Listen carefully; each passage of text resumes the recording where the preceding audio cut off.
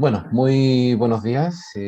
Una vez más, para mí es un placer estar aquí en esta clase, donde junto al Centro Tecnológico de Ciencias Marinas, CETESIMA, y gracias a la financiación y el apoyo de la cooperación internacional de la Agencia Canarias, del Gobierno de Canarias, pues vamos a continuar entonces en este proyecto de la promoción del cultivo de ostras, y que esta es la segunda sesión y en el día de hoy pues vamos a hablar un poco sobre lo que es la ecología y la biología de las ostras.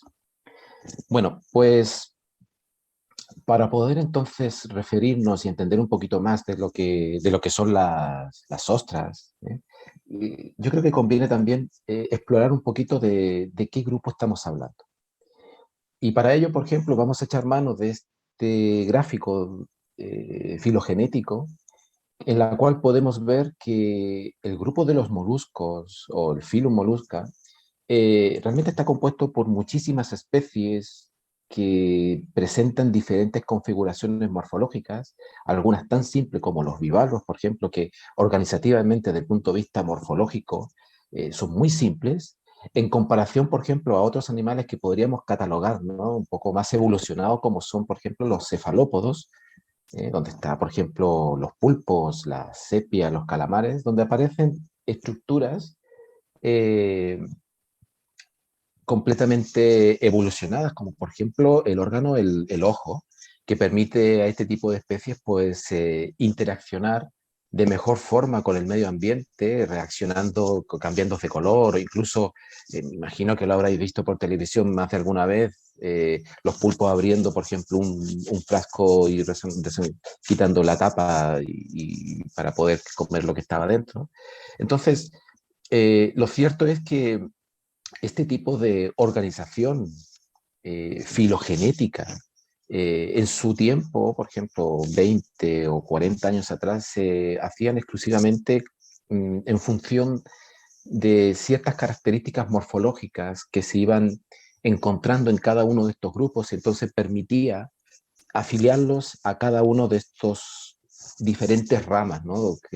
Y actualmente este tipo de gráficas se ha visto respaldada utilizando tecnologías de nueva generación, como es el estudio del ADN, por ejemplo, en la cual se ha visto que al estudiar eh, la secuencia de los nucleóticos, de los nucleótidos de ciertos genes, y al compararlos entre una y otra de estas especies, pues hemos visto cómo se agrupan prácticamente de la misma forma como se utilizaba anteriormente, pero en este caso usando su morfología.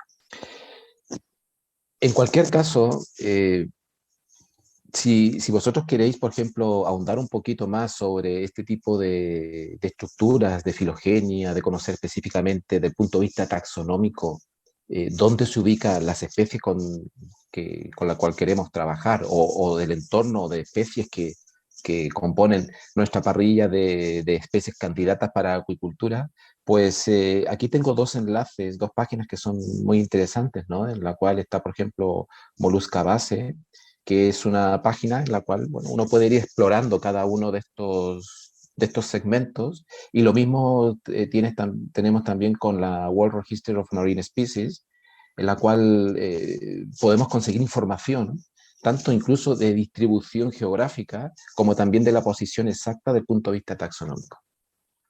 Ahora, ¿por qué es importante para los acuicultores, para nosotros, conocer un poquito de esto? Básicamente por una sola razón. Eh, Cuando nosotros, por ejemplo, queremos solicitar permisos, elevar alguna solicitud a un gobierno, a un ministerio, o bien queremos dentro de un proyecto introducir una especie desde otro sitio, desde otro país, y tenemos que redactar entonces un documento, para darle solidez a nuestra propuesta, siempre es conveniente entonces ubicar taxonómicamente nuestra especie o la especie en la cual estamos interesados. Es decir, indicar, por ejemplo, a qué orden pertenece, a qué familia, su familia, etcétera, hasta llegar al género. Por eso es importante a veces tener este tipo de herramientas para bueno, tener actualizados datos que nos permitan entonces elaborar un buen informe. En cualquier caso, este tipo de diagramas, pues con las revisiones constantes que hacen los científicos que están metidos en esta materia, pues pueden haber ciertos cambios de que una especie que la catalogaban, por ejemplo, o la agrupaban en una familia X, pues le cambian el nombre y la pasen a otra familia. Por eso también en estas páginas de este tipo, pues este tipo de información normalmente está bastante actualizada.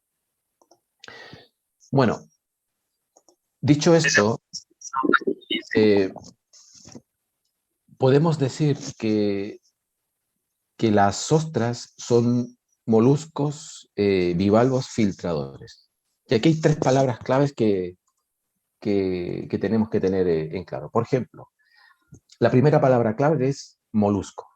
Bueno, ¿qué es un molusco, la verdad? Bueno, en la primera descripción que hizo Aristóteles, por allá por el 1860, creo que fue, él describió un molusco como un organismo de cuerpo blando. O sea, la palabra molusco en latín, que está escrito ahí, que deriva del latín, perdón, lo que quiere significar es que es un organismo de cuerpo blando.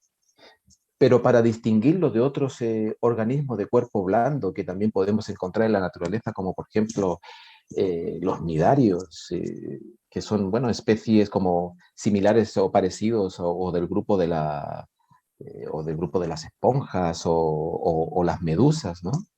Eh, Se le asignó entonces el término molusco, además de decir que era de cuerpo blando, porque estaban cubiertos por una o dos conchas. ¿Quiénes forman parte de este grupo de los moluscos? Pues como vimos en la diapositiva anterior, pues están, por ejemplo, los pulpos, los cangrejos, perdón, los cangrejos, los caracoles, calamares, almejas, etc. Otra palabra clave que nos debe interesar es bivalvo. Bueno, pues, ¿qué significa que sea bivalvo? O sea, propiamente la palabra prácticamente lo describe, es decir, dos valvas. Es decir, el organismo contempla dentro de su estructura tener dos valvas. Estas valvas pueden ser de diferente tamaño, de diferente forma, podemos ver que una valva es más plana y la otra es más cóncava, podemos ver que tienen diferente color, pero en consecuencia final es que el organismo, para ser considerado un bivalvo, tiene que tener dos valvas. ¿Quiénes entran dentro de este grupo? Como por ejemplo, por supuesto, las ostras, las almejas, los mejillones, las navajas de mar, etc.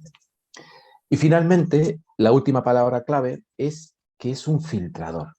Bueno, ¿qué quiere decir filtrador? Es decir, ayer hablábamos un poquito sobre el tema de las microalgas, del fitoplancton, de los microplásticos, y anduvimos también citando de que todos estos materiales, estos moluscos, estos bivalvos, pues los capturaban, ¿no? Pues es la forma en que estos animales se alimentan, filtrando el agua que les rodea mediante unas corrientes que ellos mismos forman gracias a los movimientos de unos cilios que ya miraremos en unos vídeos un poquito más adelante, y lo que permite entonces que estos animales puedan recuperar o puedan captar o coger del medio ambiente, de los flujos de agua que ellos generan, estas partículas que van a formar parte de su alimentación.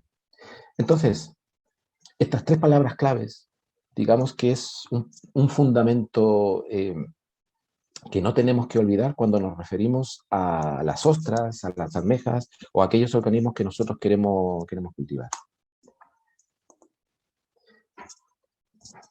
Ahora, resulta bueno, todos sabemos de que existe una enorme cantidad de bivalvos, como les indicaba anteriormente, el grupo de las almejas, de los mejillones, qué sé yo, y estos se distribuyen de distintas formas a nivel mundial. Pero cuando queremos entender lo que es la distribución geográfica de las distintas especies, nunca tenemos que olvidar que hay tres puntos importantes. Primero, por ejemplo, hay zonas en la cual desafortunadamente no hay suficiente información, no hay suficientes estudios que avalen, por ejemplo, que exista o no cierta especie de bivalvo. ¿Mm? Por ejemplo, la cantidad de estudios que hay en Sudamérica o la escasez de estudios que hay en África e incluso en Asia, hacen de que continuamente nos enteremos cuando estos estudios se realizan de que ciertas especies o incluso especies que la ciencia no conocía, comienzan a aparecer y tienen una distribución geográfica que desconocíamos hasta hace un tiempo. Lo segundo importante que tenemos que tener en cuenta, que si bien es cierto, las especies de los moluscos se distribuyen gracias a eventos como las corrientes marinas, porque trasladan las larvas de un sitio a otro y pueden abarcar más territorios, eh, con, la, con, la entrada, con la entrada, por ejemplo, de los grandes buques, ¿m? Se han visto de que se han introducido accidentalmente especies de un país o de un continente a otro continente. Eso del punto de vista accidental. Pero también del punto de vista no accidental, sino que planificado, la acuicultura ha sido responsable también de la introducción y de la dispersión geográfica de muchísimas especies. ¿M?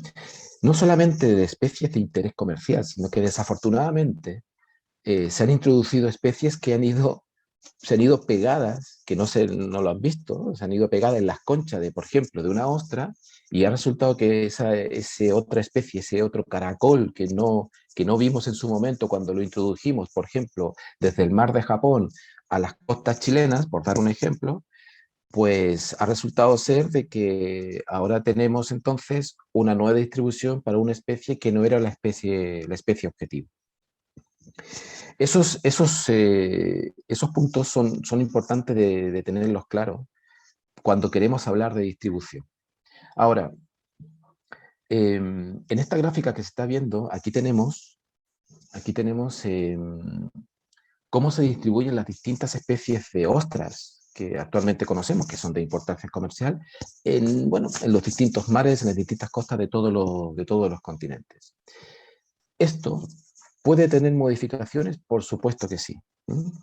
¿Por qué? Porque resulta que, por ejemplo, el día de mañana queremos cultivar en Senegal, por decir algo, una especie nueva de ostra que vive en el mar de China, porque resulta que la que vive en el mar de China tiene unos crecimientos espectaculares, unos rendimientos de carne que son sensacionales, y eso se vuelve interesante para esa costa, pues eso va a modificar, por supuesto, este tipo de introducciones. Y como ese tipo de introducciones quedan a nivel estatal, a nivel del gobierno que autoriza, y usualmente no son publicados en la prensa científica, pues cuando hay estas actualizaciones de la distribución de los organismos, pues tenemos esas carencias, ¿no? De saber si realmente existe o no una especie en una localización en específico. He puesto aquí a la derecha nuevamente el símbolo de WORMS, que es la página en la cual se pueden consultar las distribuciones buscando por la especie. Por ejemplo, si queremos saber qué distribución tiene la ostra japonesa Crassostreas gigas, pues lo podemos buscar ahí mismo y nos va a entregar entonces la documentación que hasta ese momento se sabe y hasta dónde puede estar introducida esta especie.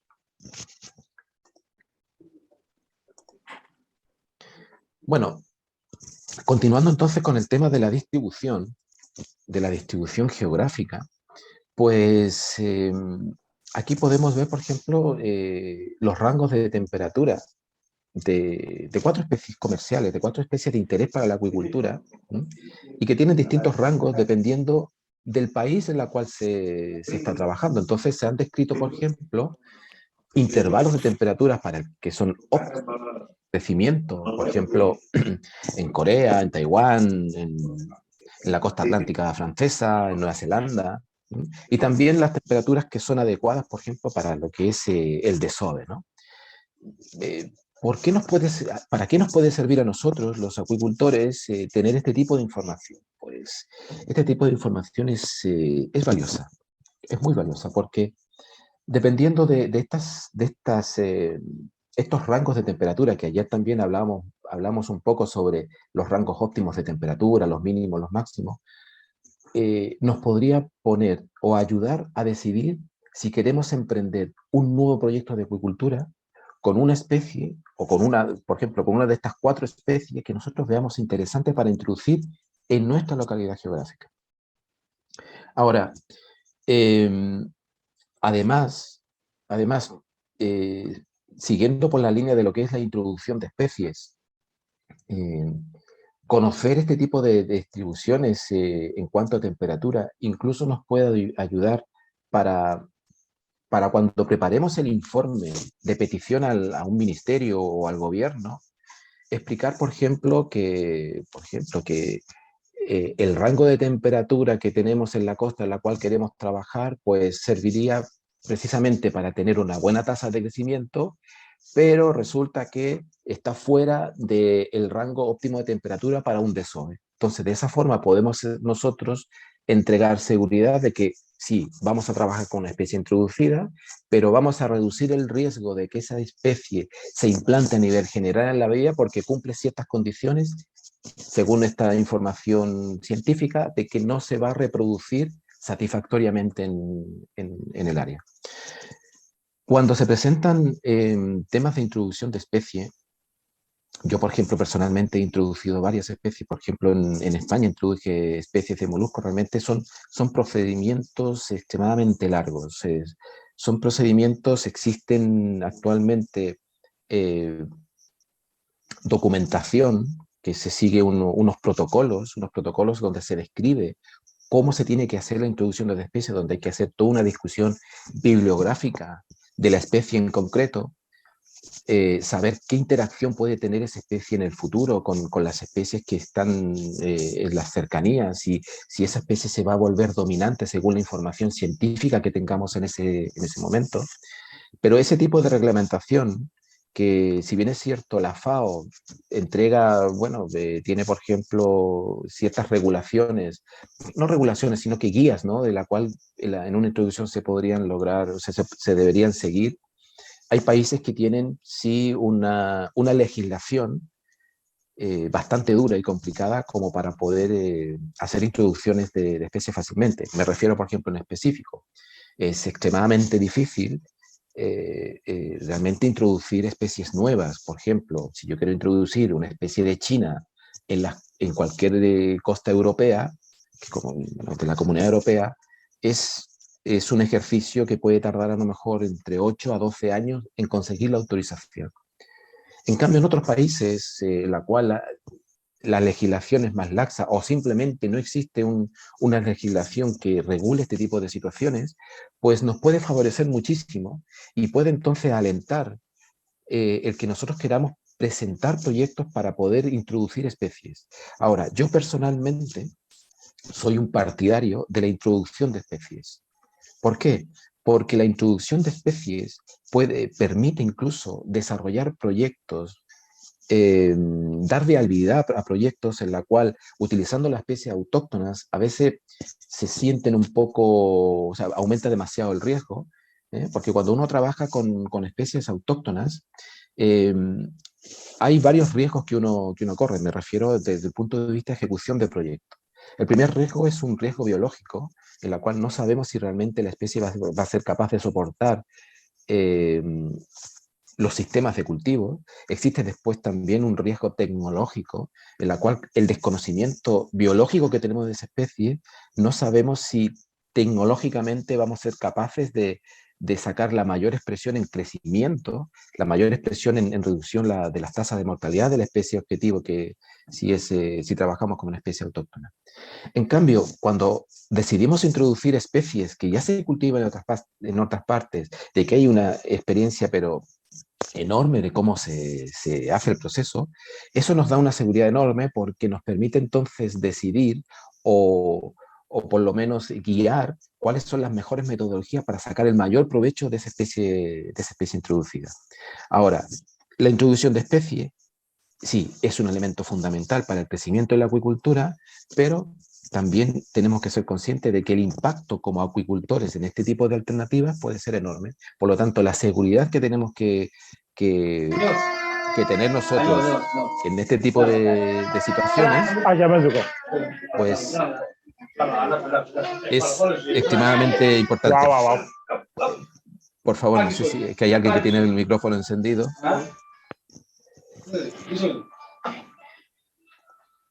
C'est difficile, hein? Oh. Vamos a continuar entonces ahora, una vez que hemos hablado un poco ya de lo que es la introducción de especies, y nos vamos a meter un poquito de lleno ahora en lo que es la biología. La biología. Elvira, no sé si podrías tú ver quién tiene el micrófono encendido para poder silenciarle.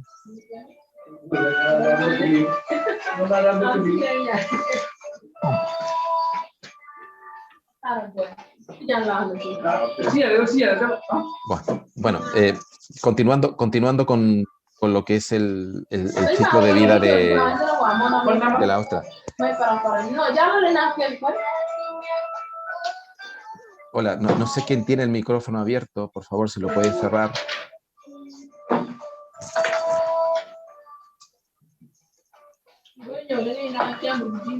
Bueno, voy a intentar continuar.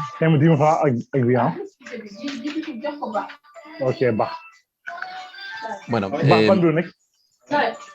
vamos a hablar entonces del ciclo biológico de las ostras.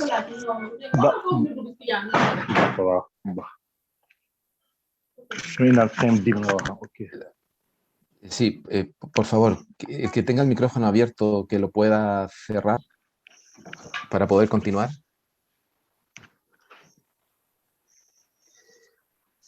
Bien.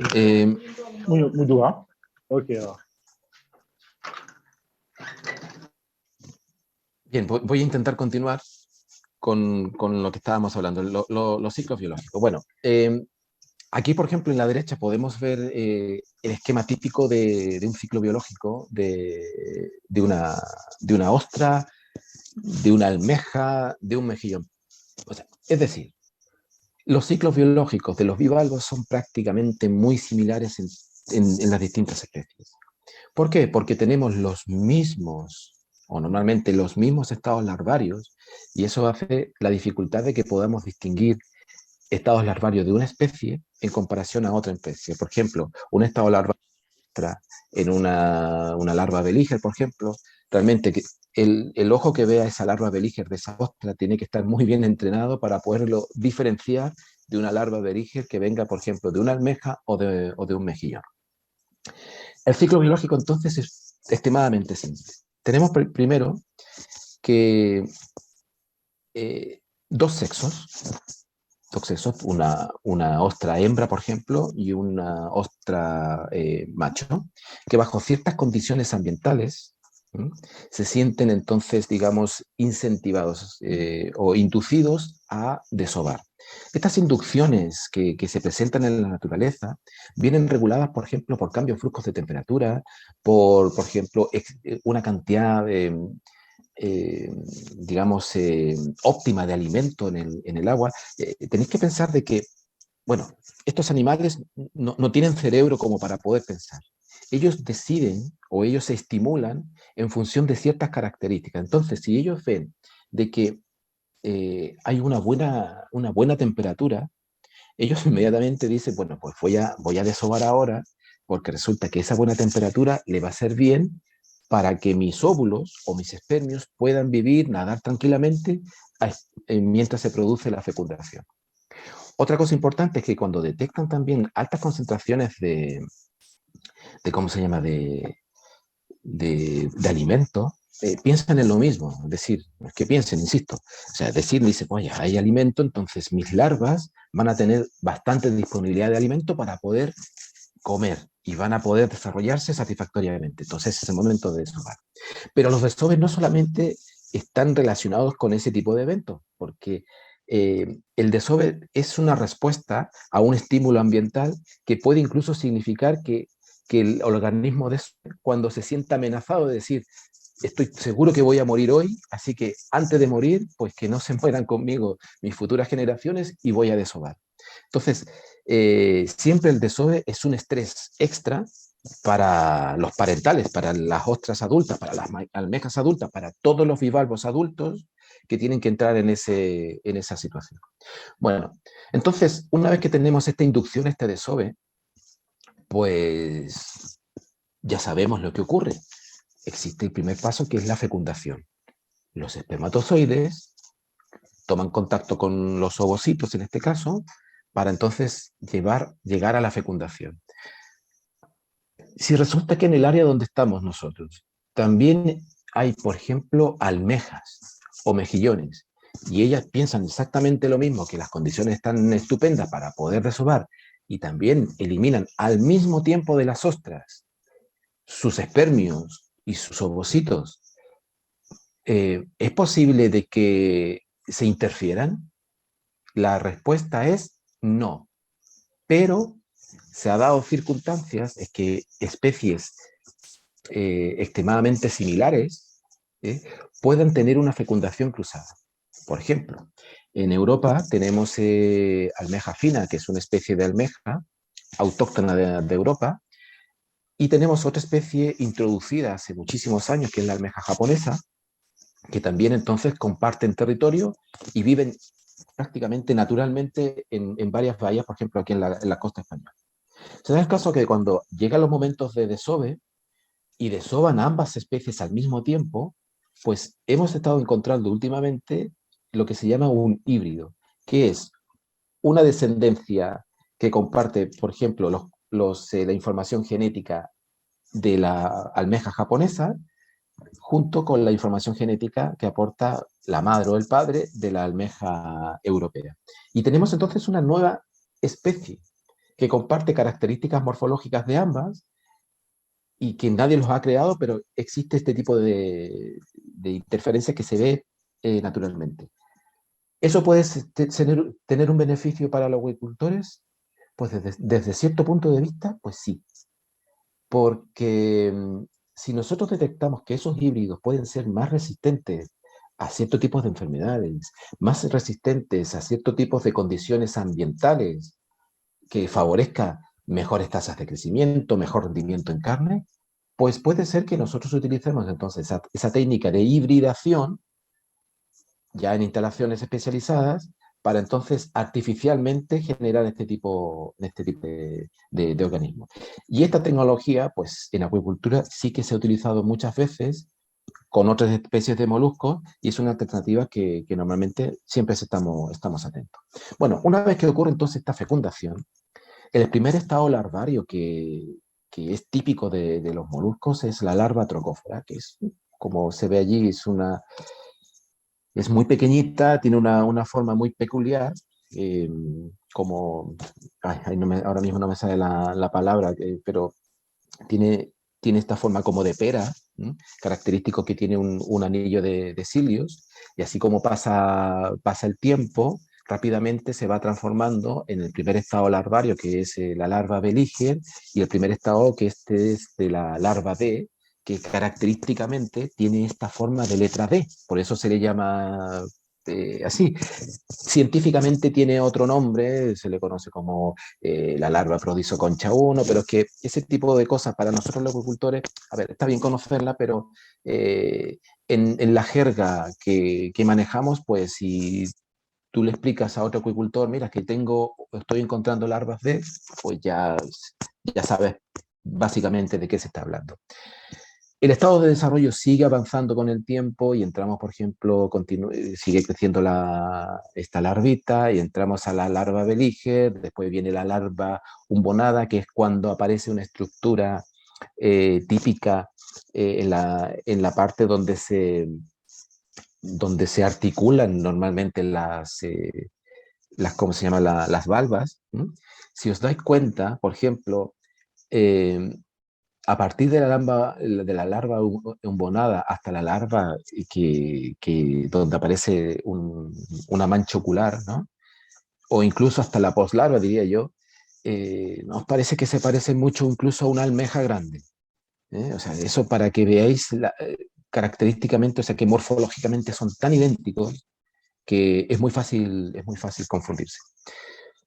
Ahora, del punto de vista reproductivo, pues, a ver, las ostras o los moluscos en general, pues sí, yo he partido este ciclo diciendo, bueno, tenemos aquí un macho, aquí una hembra, pues quieren se sienten con ganas de desovar, desoban y exponen sus productos sexuales en el agua.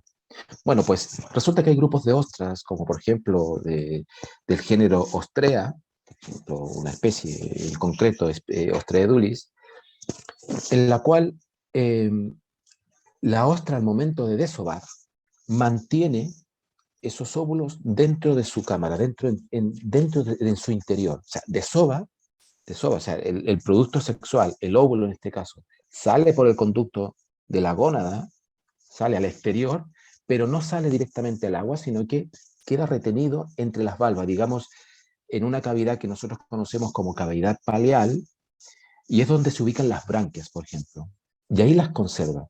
Entonces, es allí donde, producto de que como este es un animal filtrador y genera esta corriente interna, o sea, perdón, esta corriente que hace que entre agua dentro de las valvas, ella misma ayuda a la fecundación de esos óvulos dentro de, bueno, de esta cámara, ¿no? Entre medio de sus valvas.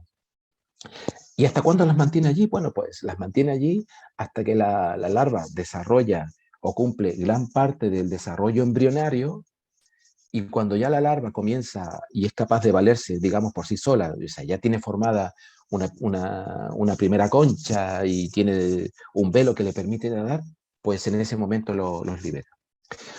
Eso no ocurre con otros tipos de ostras, como por ejemplo del género Crassostreas, una de las más conocidas, Crassostreas gigas, que es la ostra japonesa o virgínica. Esa situación no es así.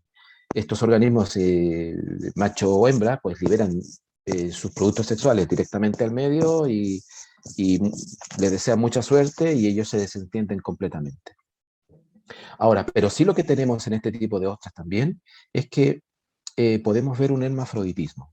Es decir, en el caso por ejemplo, Casostreas gigas o el género Casostreas, podemos ver de que la primera maduración sexual que ellos pueden tener, es decir, una vez que ya son juveniles y entran, digamos, por decir algo, en la pubertad y comienzan a generar su primera, eh, comienzan a producir sus productos sexuales, eh, lo primero que van a hacer, van a madurar como machos.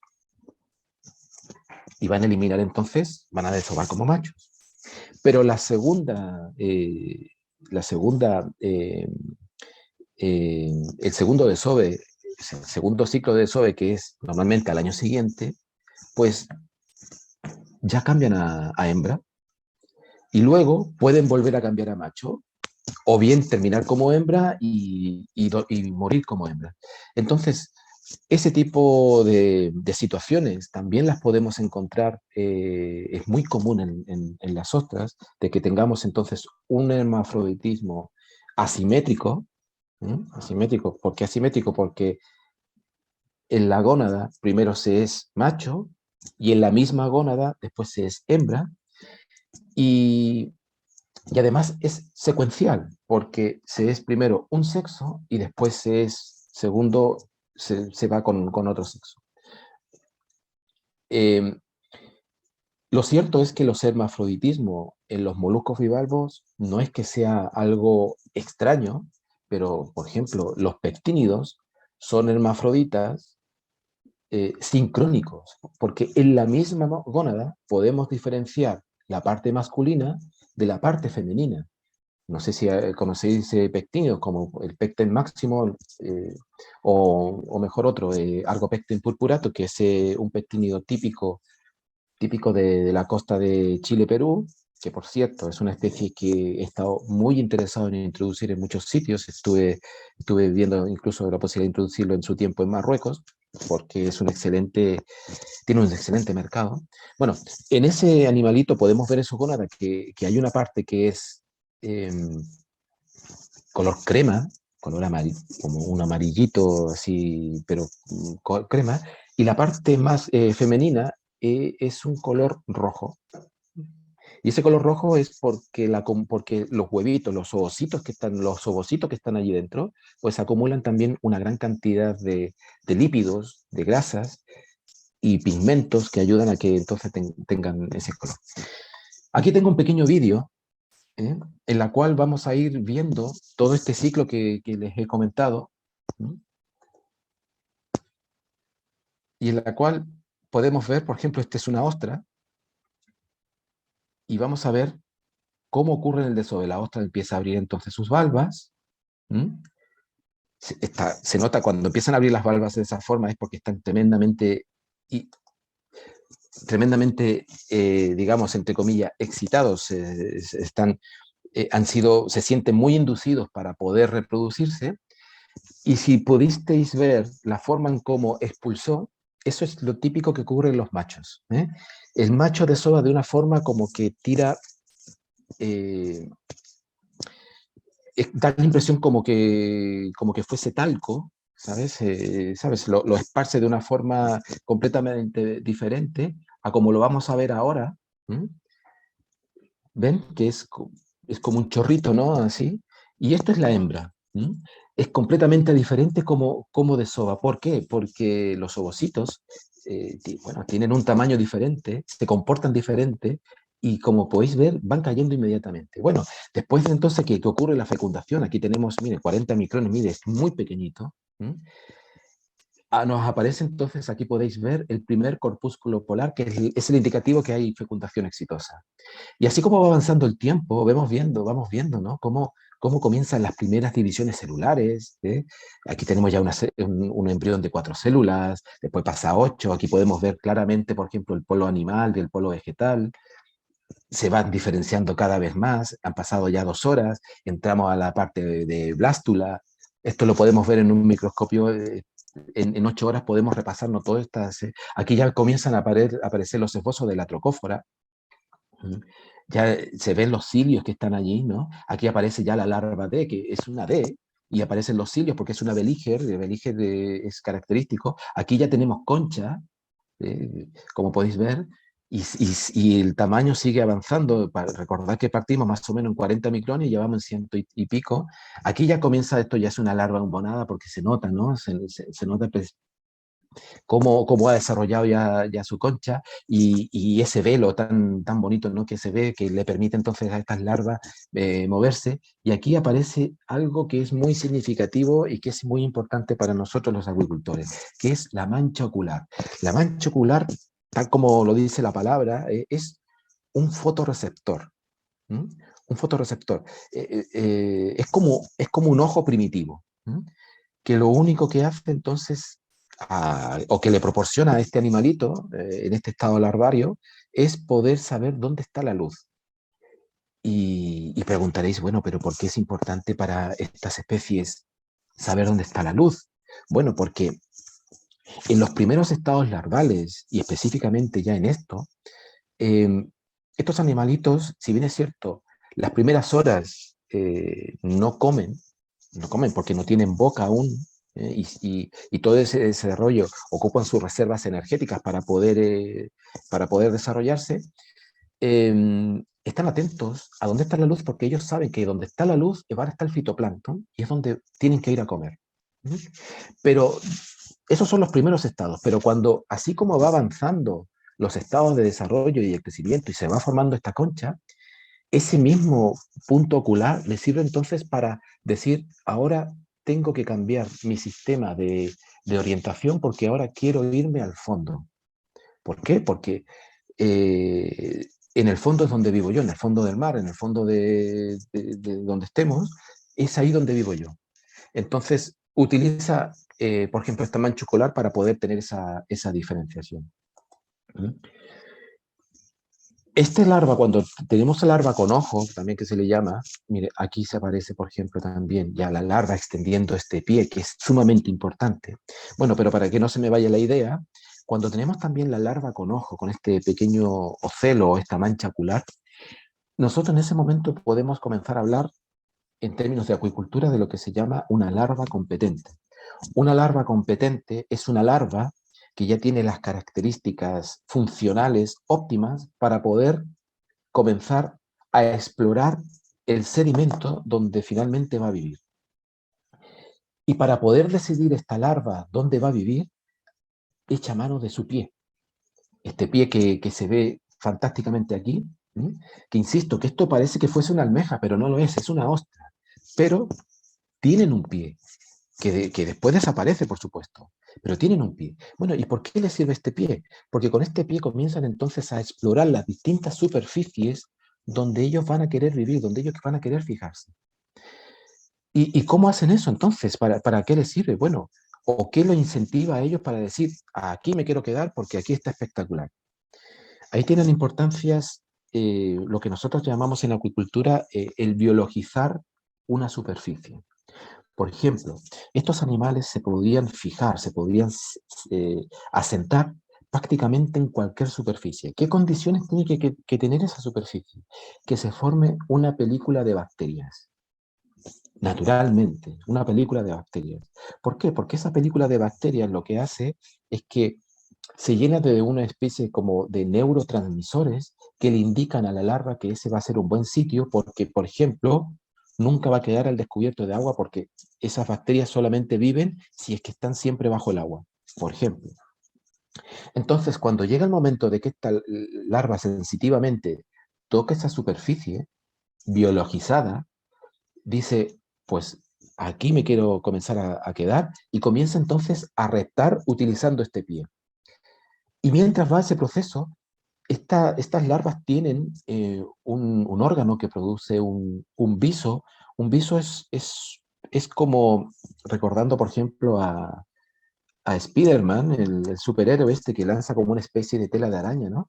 Eh, Eso es lo que producen estos organismos, como una especie de una tela de araña que es una tela pero que es orgánica, que cristaliza, que se polimeriza rápidamente al tocar una superficie, y cuando ellos deciden quedarse en un sitio en específico, es el momento de que, como que, voy a usar una mala palabra, pero como que vomitan todo ese cemento, esa como tela de araña líquida en la superficie donde se quieren asentar, y es en ese momento cuando entonces la larva se gira y posa su concha, la concha izquierda, para entonces fijarse y comenzar a crecer.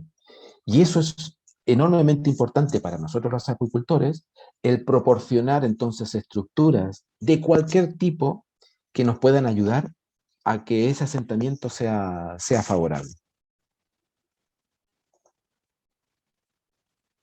Bueno, vamos a terminar que acabe este vídeo. Mirar el tamaño que tiene, 300 micras, es prácticamente la tercera parte de 1 milímetro. Se puede ver a simple vista, no lo vamos a ver como un puntito que se va a mover, pero a simple vista ya se puede notar. Bien, entremos ahora a hablar un poquito sobre lo que es la morfología externa de estos animalitos. ¿Ven? Mire, aquí les he puesto, por ejemplo, al lado derecho, 4 diferentes especies comerciales que se cultivan actualmente en diferentes partes del mundo. Por ejemplo, tenemos ahí Crassostrea gigas, que es la ostra del Pacífico, la ostra plana, la ostra eduli, que es la típica ostra europea, tenemos la ostrea olimpia, esto no recuerdo bien dónde se cultiva, tenemos también la Crassostrea siquemea, o sea, tenemos aquí varias especies. ¿Mm? La primera pregunta que nos hacemos, que decimos, mira, es que son muy amorfas, es, bueno, ¿cómo orientamos este animalito para entender cuál es su valva derecha, cuál es su valva izquierda, cuál es su altura, cuál es su anchura, el alto? Bueno, pues aquí tenéis el esquema. ¿Eh? Aquí tenéis el esquema de cómo podemos orientar, independiente de la especie que sea este organismo, para saber entonces cuando hablamos con un acuicultor, con otro acuicultor, con otras personas, si hablamos, por ejemplo, del largo, saber a qué nos estamos refiriendo, o del ancho o del alto. Bien, ¿por qué es importante para nosotros, los acuicultores, además conocer estas medidas? Porque son las medidas que utilizamos como para poder conocer los rendimientos de crecimiento. ¿Mm? Por ejemplo, convendrá hacer medidas en este sentido, ¿Mm? Convendrá hacer medidas en este sentido, en los 3 sentidos, y eso hay que anotarlo, porque eso después nos sirve para poder proyectar crecimientos, para saber cómo vamos de crecimiento.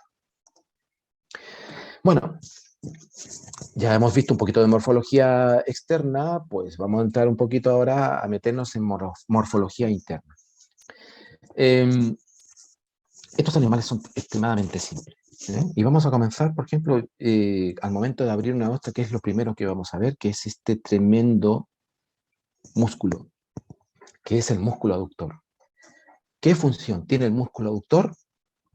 Es cerrar las dos valvas.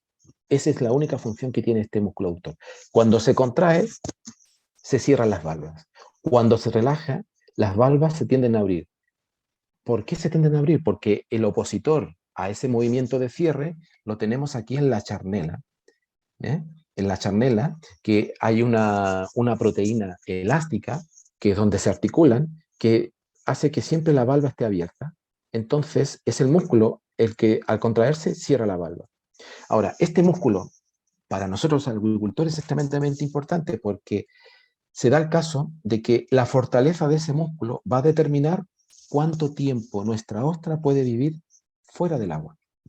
Una ostra que no tenga muy bien ejercitado este músculo, y que ya vamos a ver cómo se ejercita ese músculo mañana o pasado cuando veamos sistemas de cultivo, eh, hay ostras que tienen diferencias en cuanto a este ejercicio, ¿no? A esta fortaleza de este músculo. Y que cuando nosotros queremos abrir una ostra, es lo primero que tenemos que ir a buscar para poderla abrir, porque esto es lo único que nos permite, si rompemos, si cortamos ese músculo, nos va a permitir abrir la ostra. ¿Qué otras cosas encontramos aquí? Por ejemplo, aquí pone línea palial, ¿no? La línea palial, la ostra no se nota mucho, pero eh, representa un músculo que corre por todo el borde del manto. Aquí también se ve. Y es donde se pega y permite entonces a la ostra, bueno, modificar, son como una especie de labios, ¿no? Que están en el borde. En cierto tipo de especies, este músculo, esta línea que representa la línea paliar, deja su marca en la concha. Lo que sí vamos a poder apreciar muy bien en la concha de las ostras es la marca que deja el músculo aductor. Pero en el caso del músculo de la línea palial, pues es difícil de encontrar. ¿Qué otra cosa nos podemos encontrar? También tenemos las branquias. Las branquias, bueno, que aquí no se nota muy bien, pero como esto es como una lámina, es como un libro, al abrir, aquí vamos a encontrar entonces las branquias. ¿Qué otra cosa? Por ejemplo, miren, aquí, justo al lado del músculo aductor, tenemos el corazón. Sí, tienen un corazón muy rudimentario, que está formado por un pequeño ventrículo y dos aurículas en forma triangular, ¿m? En la cual el intestino atraviesa este ventrículo. ¿M? Este corazón está dentro de una cámara pericardíaca, ¿m? En la cual es dentro de esa cámara donde este corazón puede entonces latir fácilmente para distribuir entonces la sangre al resto del cuerpo. El sistema circulatorio que tienen estas especies pues es muy simple. No tiene un sistema circulatorio como podemos tener los mamíferos, o sea, nosotros mismos, ¿no? Donde podemos diferenciar arterias y venas. No, ellos son como unos senos, son como unas cavidades en la cual la sangre pues baña todos los tejidos internamente y se recuperan después dentro de esta cámara pericárdica a través de las aurículas. Pero no tienen un sistema tal cual lo conocemos nosotros. Luego, aquí pone, por ejemplo, la región de la gónada. Bueno, estos organismos son básicamente pura gónada. Es decir, la gónada puede representar en 30 un 40% incluso del peso de las ostras. Y es precisamente esa gónada la que para nosotros los acuicultores nos interesa, porque no sé si habréis oído la expresión de que, mira, esta ostra o esta almeja está gordísima, o este mejillón está pero sumamente gordo, esa gordura que nosotros hablamos, pues realmente es la gónada. Y esa gónada está gorda, está hinchada, está repleta, cuando estos animales están en su fase de gametogénesis, en su fase de producción de gametos, justo antes del desove. Entonces, eh, no sé si aquí, pero no recuerdo si tengo aquí la gráfica, creo que mañana lo vamos a ver con detención. Lo importante que es el peso el peso que representa la gónada cuando queremos cosechar. Porque si nosotros cosechamos mediante peso, el peso lo podemos perder de una semana para otra y caer entonces esta ostra de un calibre a otro más bajo porque se nos ha desobado en esos días. Eso es sumamente importante. ¿Qué otra estructura, por ejemplo, es interesante? Aquí, por ejemplo, son los palpos labiales. Los palpos labiales. Recordar que hablamos de que este animalito es filtrador. Bueno, pues esa branquia que tiene una forma de una W, que está pegada, entonces, está llena de cilios, y esos cilios se están moviendo. Bueno, pues esos cilios comienzan a trasladar las partículas de alimento hasta unos palpos labiales. Y los palpos labiales vienen a ser así como unos palpos, ¿no? Tienen una forma como quien dice, como puede ser la hoja de una lechuga, la hoja de una celda, ¿eh? Y tiene cuatro, ¿no? Entonces estos palpos se están moviendo y están barriendo constantemente las branquias. Y estos palpos también tienen cilios, y estos cilios entonces conducen las partículas de alimento al interior de la boca. Y una vez que este alimento entra al interior de la boca, nos encontramos con un esófago muy cortito, prácticamente inexistente, y entramos inmediatamente dentro de lo que es la masa visceral o región hepatopancreática que está aquí. ¿Eh? ¿Y qué es este sitio? Bueno, este sitio es donde tenemos el estómago, que es una cavidad rodeada entonces de esta masa que es el hepatopáncreas, que tiene normalmente un color oscuro, marrón muy oscuro, incluso en algunas especies se ve hasta negro, y que es parte de lo que es la masa visceral. Y dentro de estos saquitos, ¿no? de este estómago, eh, bueno, en todas las especies de bivalvo podemos encontrar una pequeña varilla transparente que se conoce como el estilete cristalino y que gira al interior de este estómago y es la responsable entonces de ayudar a la digestión de todo el material, del fitoplancton, de la materia orgánica que va capturando, porque al momento de estar girando este estilete, está liberando también enzimas que van digiriendo entonces este alimento. Una vez que acaba entonces la digestión, en los mismos divertículos que tiene esta glándula hepática, ya comienza a extraer los compuestos bueno, las proteínas y todo que ha sido digerido, y para poder entonces distribuirlo al resto del cuerpo. Y los restos que quedan de esto pasan a un pequeño intestino muy delgadito, que corre a partir de aquí, atraviesa aquí el ventrículo, como ya habías dicho, y viene a depositar entonces el ano más o menos a esta altura.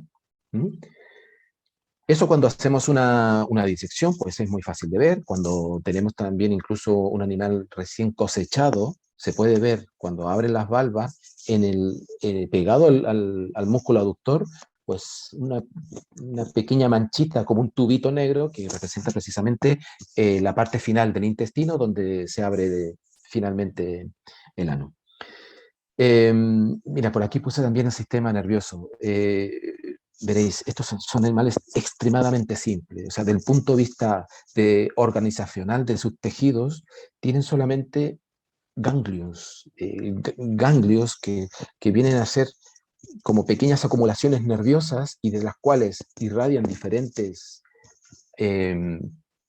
cordones nerviosos que inervan que inervan, por ejemplo, al músculo o a la masa visceral para que tenga entonces movimiento o contracciones.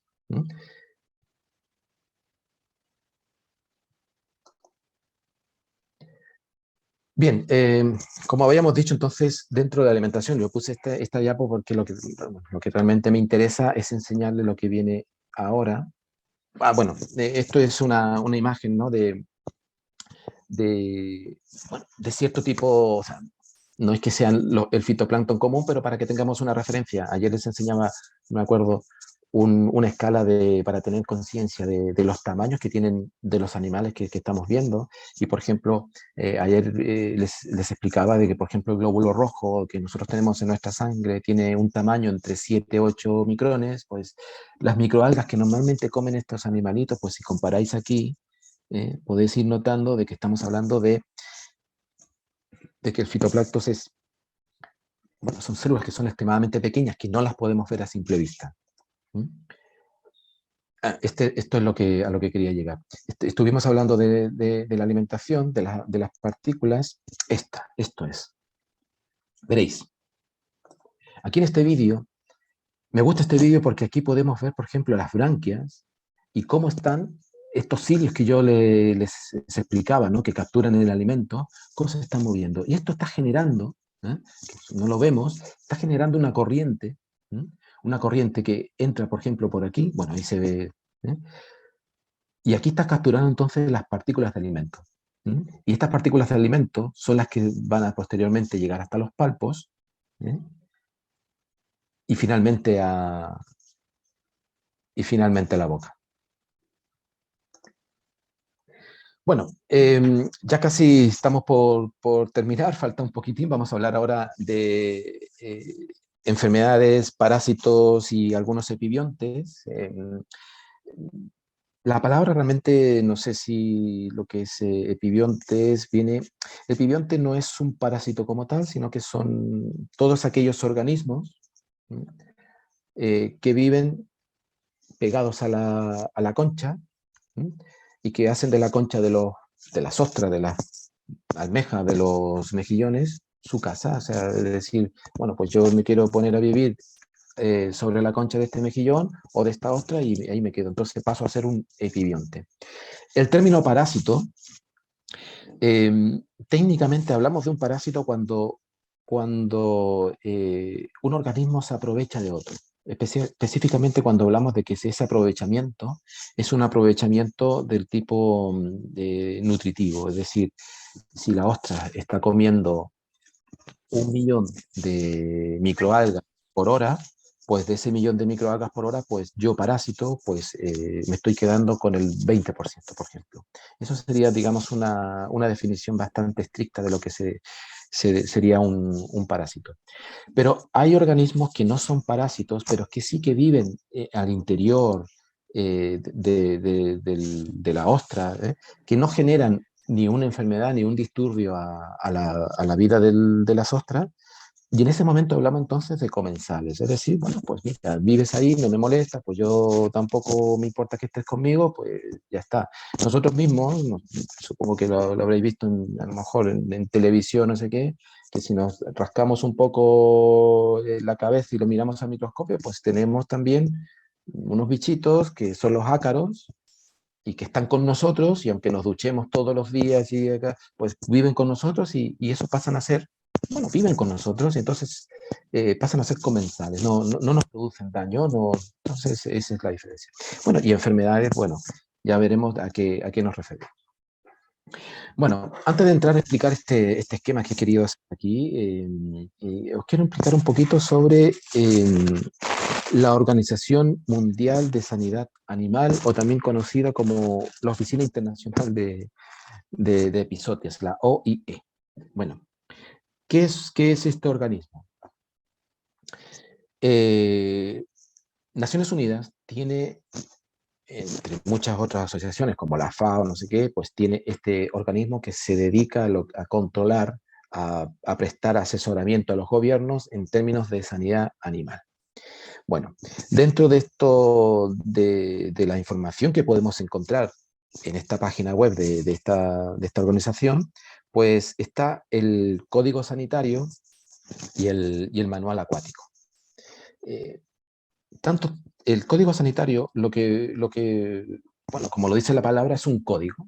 Es un código de buenas prácticas, un código de aconsejamiento de qué tienen que hacer los gobiernos, si queremos, por ejemplo, llevar una especie de un sitio a otro, si queremos importar una especie, qué condiciones sanitarias tenemos que utilizar para asegurar de que esa transferencia, ese transporte, esa venta que queremos hacer, pues no llevemos patógenos que finalmente terminen asentando en un sitio y que genere un problema ambiental o económico por pérdidas, por mortalidades, etc. Esa información la podemos encontrar en esa página. ¿Qué otra cosa podemos encontrar y que para los acuicultores es importante? es el manual sanitario, en la cual entonces indica cuál es el procedimiento que debemos seguir para poder diagnosticar una enfermedad en, en una especie en particular. Por ejemplo, podemos buscar por palabra clave, por ejemplo, ostra, y dentro de esa ostra pues van a aparecer, por ejemplo, cuáles son los protocolos que tenemos que seguir para poder entonces diagnosticar. Pero algo incluso más importante que eso es que los países que están adscritos a este tipo de organismos están obligados a, a publicar o advertir al resto de países si es que ellos en sus aguas detectan algún tipo de enfermedad que de momento no esté, que esté causando mortalidades enormes. Entonces, están obligados a informar, y la información que tiene que contener, como por ejemplo una descripción detallada del agente causante de la enfermedad, qué tipo de enfermedad está produciendo, qué tipo de mortalidad, cómo lo podemos identificar, cuál es la metodología de laboratorio que hay que seguir para poder encontrarlo en el organismo, dónde habita, qué especie afecta, la ubicación geográfica, todo, o sea, exactamente todo.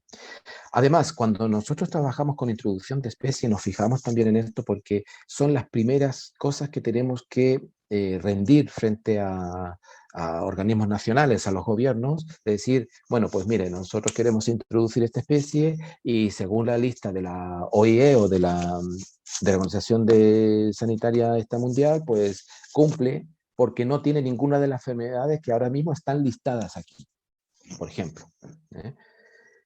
Esto se utiliza mucho también cuando, por ejemplo, no sé si sabéis, si yo quiero iniciar un cultivo de ostras en Perú, y me interesa comprarle semillas de ostra a Francia, pues para que esa semilla de ostra pase los controles aduaneros y específicamente los controles sanitarios aduaneros, eh, tenemos que hacer declaraciones que se utilizan los protocolos que, que, que especifica en este caso el código sanitario y esta reglamentación, además de cumplir las reglamentaciones internas que tienen los países. Bueno, una enfermedad.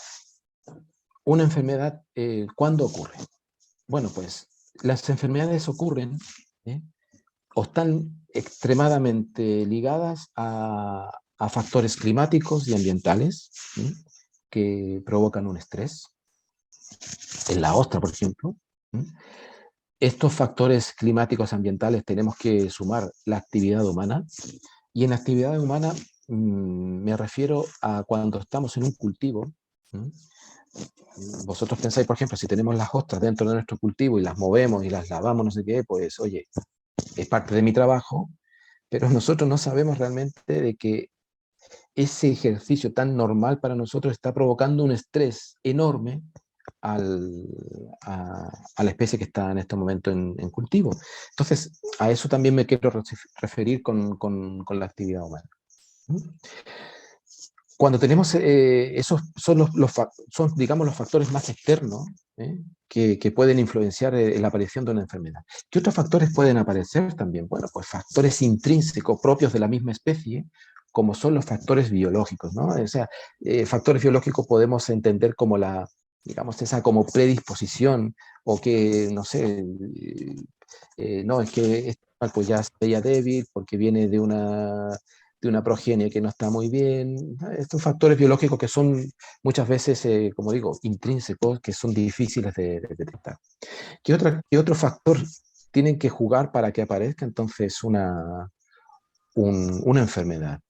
Aparte entonces de este estrés, eh, una deficiente respuesta inmunitaria y además la aparición de un patógeno. Y ese patógeno puede ser desde un virus hasta un protozoo, una bacteria, etc. Entonces, ahora entramos a revisar una de las enfermedades que son, digamos, más conocidas y que, bueno, que a nosotros como acuicultores siempre nos interesa conocer. La primera que es curiosa, bueno, no es que sea curiosa, pero es importante también conocerla, es cáncer. Es cáncer, sí. Los bivalvos, como muchísimos tipos de, incluso de peces, y bueno, sufren cáncer. ¿Mm? Y ese cáncer, al igual como en el caso nuestro, es un crecimiento anormal, acelerado de los tejidos, que evita que estos tejidos entonces puedan cumplir la función para la cual están hechos, para la cual están en el organismo. ¿Mm? En este caso en particular, podéis ver aquí, por ejemplo, un corte histológico de una branquia, en la cual donde se ve la estrella, se ve una completa desorganización estructural de la branquia, es decir, si nosotros la viéramos a simple vista, probablemente esa branquia se notaría inflamada, ¿m? Y que la lesión entonces de neoplasia o de cáncer aparece al momento de hacer estos cortes. ¿eh? Eh, Desafortunadamente, este tipo de diagnósticos, bueno, es caro porque se tiene que hacer mediante tecnología, bueno, lo que es la histología, ¿no? Que es también como se hace también para el ser humano. ¿No? El agente patógeno que está produciendo esto, pues es desconocido hasta el momento, pero aquí hay una cosa bastante curiosa, la verdad. Pues se ha detectado, por ejemplo, de que este cáncer que está ocurriendo en los moluscos se puede transmitir de un molusco a otro por el medio marino.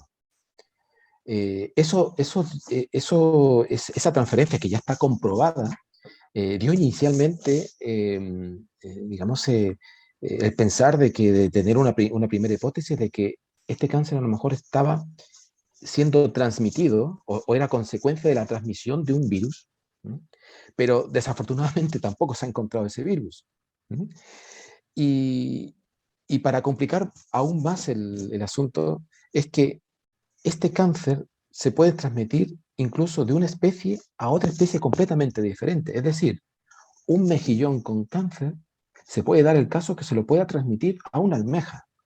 ¿Mm? Entonces, cuando ocurren ese tipo de cosas, pues la verdad es que de momento no se, ahora mismo aquí en España hay varias universidades que están estudiando cuál es realmente el agente etiológico que está generando esta aparición de cáncer. Para nosotros, ¿qué significa que el cáncer desde el punto de vista de la acuicultura? Oye, pues sí que tiene problemas de crecimiento, puede ocasionar muerte, a lo mejor entre moderadas y elevadas, eh, pero las personas que consuman este molusco, ¿podemos contagiarnos de cáncer? No, no, definitivamente no, no. Esto es algo a nivel de invertebrados que, no, que de momento, bueno, todos los estudios indican que no es posible, que no es posible tener este tipo de problemas. ¿Este tipo de cáncer están dentro de la lista de la Organización Mundial de Sanidad Animal? No. O sea, no, no está dentro de los patógenos porque aún no se sabe cuál es el agente etiológico. Luego tenemos, por ejemplo, la enfermedad viral del velo de las ostras, donde aquí las ostras, por ejemplo, las larvas pierden todo el velo, que el velo es esta estructura que se ve aquí, que es como un plumero, ¿no? Y donde están los cilios y que es lo que les da entonces movimiento. El agente patógeno responsable de esta enfermedad pues, es un virus de ADN, o sea, es un virus que en su interior tiene un ADN. Bueno, se transmite fácilmente, ¿eh? Una mortalidad elevadísima. O sea, larva que coge el virus, larva que se muere, porque lógico, o sea, si pierde el velo, pues el bicho no puede nadar, cae inmediatamente en el fondo y ya está. Tratamiento, pues también no se desconoce qué tipo de tratamiento podemos utilizar para este tipo de cosas. Antes de seguir avanzando, es importante que sepamos diferenciar cuándo nos tenemos que preocupar si es que tenemos una enfermedad o no. ¿Mm? Por ejemplo, en acuicultura, cuando nosotros iniciamos un cultivo, hablamos normalmente de lo que es una mortalidad natural. Me explico. Por ejemplo, eh, si yo siembro 1000 semillas de ostra, jamás, aunque las cuide con el mayor cariño del mundo, jamás voy a poder echar 1000 ostras. Nunca. ¿Eh? ¿Por qué? Porque hay entonces una mortalidad que es muy difícil de gestionar y que podría estar relacionada con esos factores intrínsecos biológicos que hacen de que ciertos organismos, pues desafortunadamente no pueden seguir adelante y terminen muriendo. A eso le llamamos nosotros mortalidad natural. Pero no existe ahora mismo un límite a qué vamos a considerar como mortalidad natural. ¿Eh? Es decir, nosotros como acuicultores lo que podemos hacer si desconocemos una tasa normal de mortalidad, ¿sí? Es ponernos una cifra, decir, bueno, pues voy a considerar una mortalidad normal para mi cultivo, por ejemplo, que se va a morir el 40% de mi población, por ejemplo. Que no se muere el 40% y se muere el 50%, pues me tengo que preocupar porque, oye, porque es una mortalidad que no estaba dentro de, de, de mi esquema. ¿No? Ahora, que no se muere el 40% y se muere menos, es decir, tenemos una buena tasa de sobrevivencia, pues ese tipo de cosas nos permiten ir ajustando en el futuro nuestro concepto de mortalidad normal. ¿Sí? Bueno, eso lo quería comentar para antes que continuáramos, porque eh, esto nos lleva a poder incluso diferenciar cuándo tenemos qué tipo de bicho puede estar ocasionando cierto tipo de mortalidades. Por ejemplo, aquí tenemos una enfermedad viral, mortalidad elevada, 100%. Las enfermedades virales normalmente nos van a dar ese tipo de esquema, es decir, masivas mortalidades en pocos periodos de tiempo. Es decir, tenemos todos nuestros animalitos, comenzamos a ver ahí unas cosas extrañas que no están comiendo bien, no sé qué, y de pronto, ¡bum!, comienza la mortalidad y comienza a morir rápidamente mucho organismo. Eso puede ser el primer signo de que lo que tenemos allí puede ser una enfermedad viral. Vamos a la siguiente. Bien, aquí tenemos otro virus que también es el famoso virus del herpes, muy conocido en el ambiente del cultivo de ostras. Eh, el diagnóstico, pues veréis, histología. La fotografía que estáis viendo ahora mismo no es una histología normal, es una histología en microscopio electrónico de transmisión, por ejemplo, es una tecnología muy cara, muy cara. Se pueden utilizar otros sistemas, como por ejemplo, que son las PCRs, el mismo, que es exactamente el mismo sistema que se utiliza que se está utilizando para el coronavirus, porque la PCR tiene esa garantía, ¿no? Que es una metodología que la podemos utilizar para todo.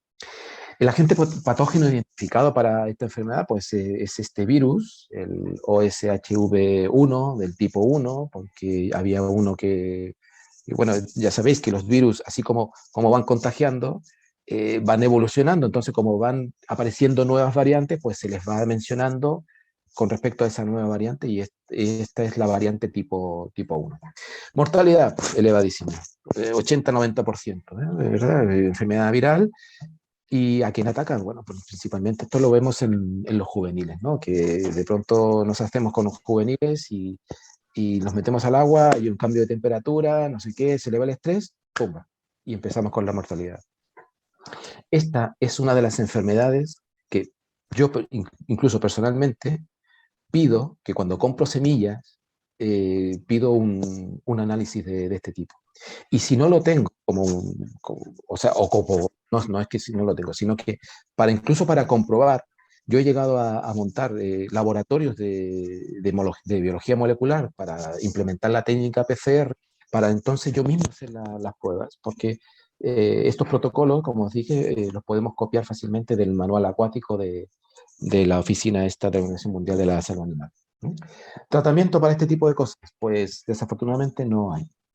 No, podemos intentar, queremos pasar este bicho a otro sitio, pero si vemos que se nos está muriendo y tenemos confirmación de que es un virus, casi es mejor sacar todo, quemarlo y comenzar de nuevo. ¿Ah? Porque lo que no queremos es que esto se extienda. Otras, la nocardiosis de la ostra. Bueno, pues esto es una enfermedad bacteriana. Esto es muy simple de mirar porque se pueden ahí apreciar, ¿no? Las flechitas negras indican estas lesiones, ¿no? De color amarillento, ¿no? Que pueden aparecer sobre el manto de la ostra. Bueno, pues puede tener mortalidades que pueden variar entre un 50%. Tratamiento, pues lo mismo. No hay tratamiento porque no hay antibióticos. Además, utilizar antibióticos en sistema abierto de cultivo, me refiero, para ostras es completamente, o sea, no, impracticable. Ya nos olvidamos ahí un poco de lo que son las bacterias y entramos de lleno a los protozoos. Uno de los más conocidos y que ocupó gran parte de la prensa científica durante años es el famoso Perkinsus. El famoso Perkinsus, que es un protozoo del grupo de los esporozoos, que generan un tipo de esporas, y que, bueno, desde el punto de vista del diagnóstico, pues se requiere utilizar cortes histológicos, en la cual las figuras histológicas que podemos encontrar, pues son estos quistes, ¿no? Estos quistes, en la cual se ven estas células, y característicos es que muchas de estas células aparezca una gran vacuola, ¿sí? Y que esto es el organismo, ¿no? El estado del desarrollo. Existe dentro de este proceso para poder diferenciar, ¿no? O confirmar que estamos en presencia de Perkinsus, es coger trocitos de los órganos que queremos que pueden estar infectados, ¿sí? Porque es posible detectar a simple vista algunas diferencias de color, y esas diferencias de color son las que podemos sacar y ponerlas entonces en un medio de incubación, que es el medio líquido de tioglicolato.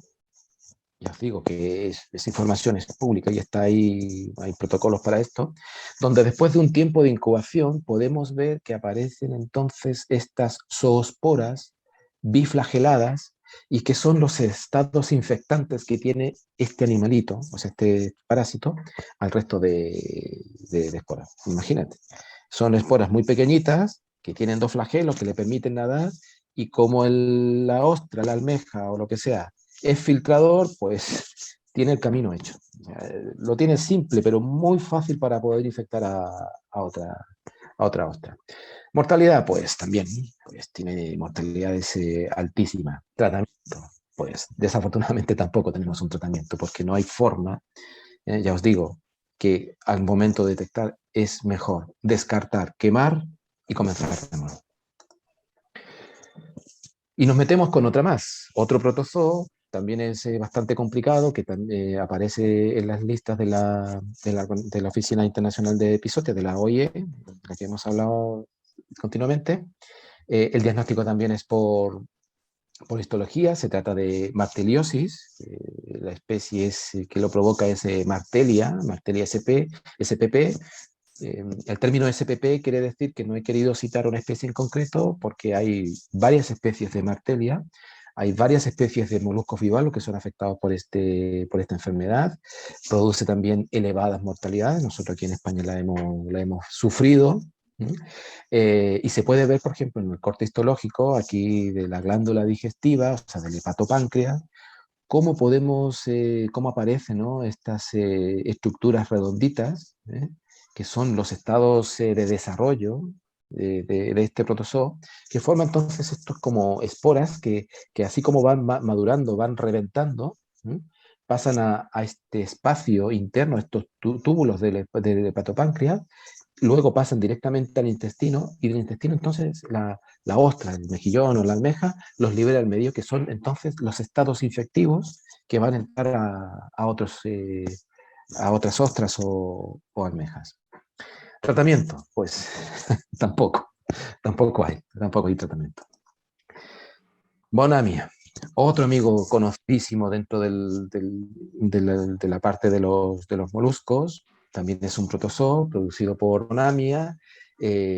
Sus ciclos biológicos son muy parecidos, también forma esporas, se reproduce utiliza los tejidos para entonces esporular dentro y transformarse entonces o generar los organismos infectantes, podemos encontrar masivas mortalidades, tampoco tiene tratamiento, y la diagnosis, bueno, pues la diagnosis es mediante histología.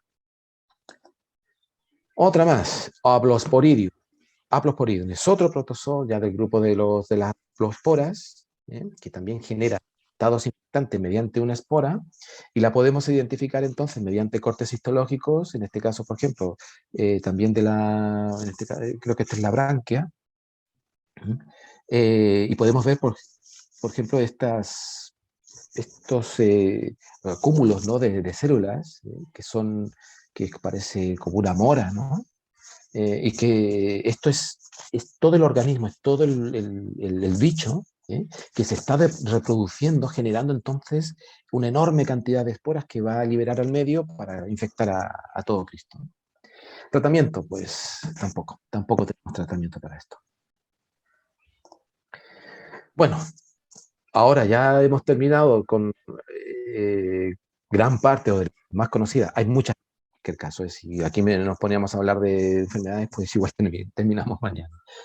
Vamos a hablar ahora mismo de otro animal que es realmente un dolor de cabeza, que para los horticultores, ¿no? Que es una esponja, que específicamente le llaman esponja perforante. Y esta se pega a la concha de los moluscos, ya sea una ostra, un pectínido, y yo no los he visto. Las abejas tampoco los he visto, pero mira, principalmente las ostras. Y como dice ahí, es una esponja. Y esta esponja lo que provoca, comienza a debilitar, porque comienza en el fondo como a disolver la misma concha, donde comienza a generar estas galerías donde vive la esponja. El agente patógeno más conocido es Priona sp, puede provocar mortalidad entre un 5, un 10 o incluso más. Y esto sí que tenemos aquí algunos tratamientos que podemos usar. Ayer hablábamos de la salinidad, cómo nos permitía entonces resolver algunos problemas de patógenos, o la exposición, por ejemplo, al agua dulce, o la exposición a mantener las ostras directamente al sol durante un determinado tiempo. ¿Por qué? Porque como sabemos que la ostra tiene dos valvas, al momento de cerrar, cierra normalmente muy hermética, entonces esa condición nos permite a nosotros utilizar baños, por ejemplo, hipersalinos, con 3 veces la salinidad normal que puede tener el agua de mar, por ejemplo, y luego que metemos la ostra a esa salinidad, la podemos pasar incluso a agua dulce inmediatamente para hacer un choque osmótico, para matar lo más rápido posible a esta esponja hasta antes que se siga extendiendo. Es muy complicada de quitársela de encima. Es decir, si vemos que en nuestro sistema de cultivo aparecen los primeros animales con este tipo de esponja, y vemos que puede representar a lo mejor un 0, algo, un 1% de la población en cultivo, oye, lo mejor es quitarlas, quitarlas, quemarlas para matar el bicho. Proponer entonces dentro del protocolo sanitario que tengamos dentro de la empresa o dentro del cultivo, hacer tratamientos preventivos con por ejemplo, los tratamientos hipersalinos, por ejemplo, y fijarnos también en la fauna acompañante que tenemos cerca de nuestro cultivo, porque las ostras no van a ser el único animal que va a ser atacado por esto. Si vemos, por ejemplo, que hay un caracol, que hay mejillones o almejas, y vemos que también está, pues, todos esos bichitos, pues hay que quitarlos y sacarlos, alejarlos de nuestro cultivo. Otro dolor de cabeza importantísimo es el famoso Polidora.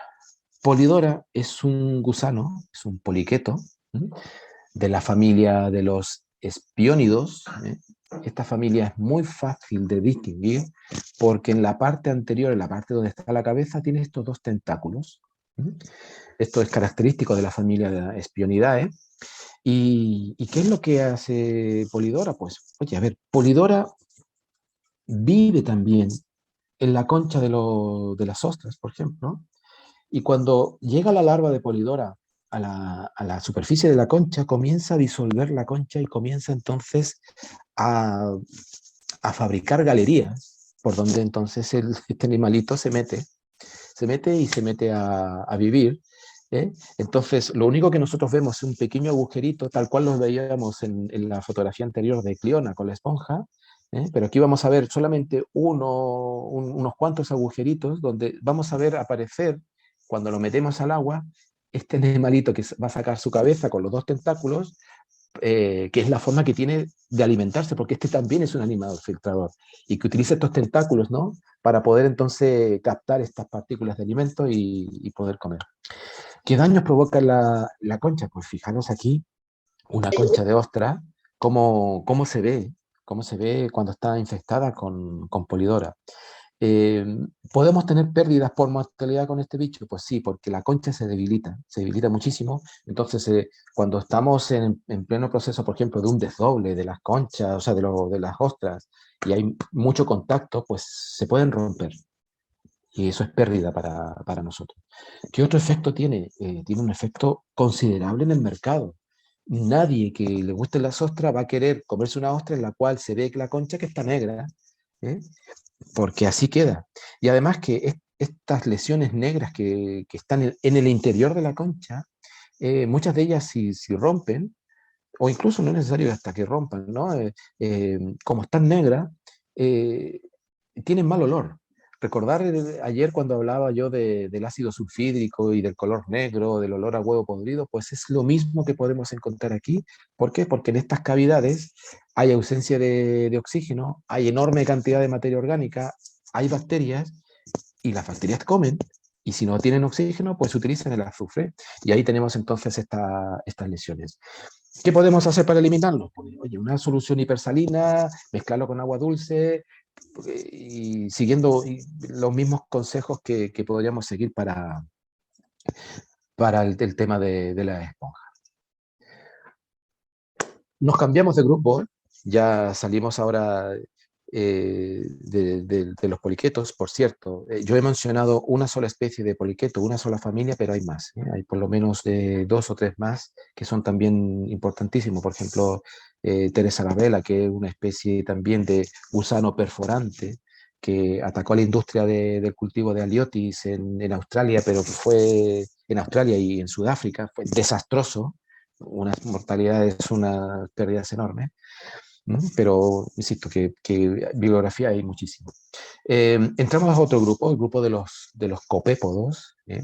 Ya sabéis, los copépodos son organismos que podemos encontrar en el zooplancton, ¿no? Pero también hay algunas especies que se han especializado en la vida parásita.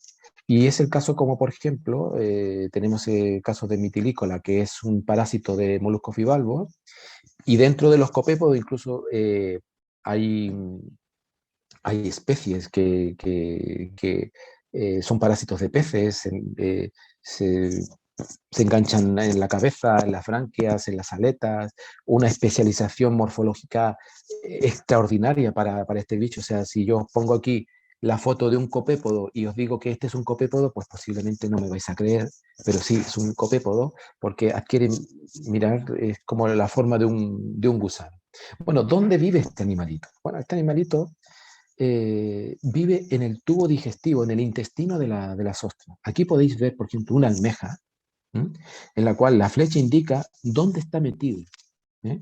¿Dónde está metido? Y aquí, por ejemplo, la foto esta que está aquí, se ve que lo sacaron y se ve el saco ovígero, porque sacaron a una hembra, y vive allí.